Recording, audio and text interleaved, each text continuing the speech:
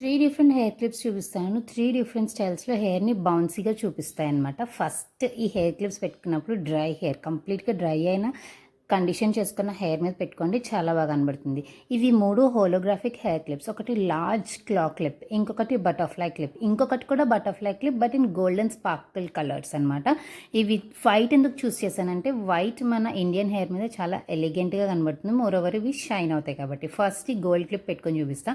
ఇది రౌండ్‌గా ఉండడం వల్ల దీని షేప్ ఎక్కువ హెయిర్‌ని గ్రాబ్ చేసి ఎక్కువ బౌన్సీగా చూపిస్తుంది.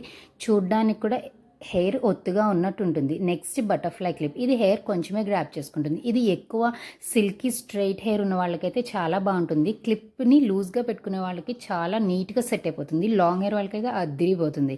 అండ్ నెక్స్ట్ వన్ హ్యూజ్ క్లా క్లిప్. ఇది జుట్టు ఒత్తుగా ఉన్న వాళ్ళకి అండ్ ఎక్కువ బౌన్సీగా ఉన్న వేవీ హెయిర్ ఉన్న వాళ్ళకి చాలా బాగుంటుంది. వీడియో నచ్చి సబ్స్క్రైబ్ చేయడం మర్చిపోద్దు. Okay, bye.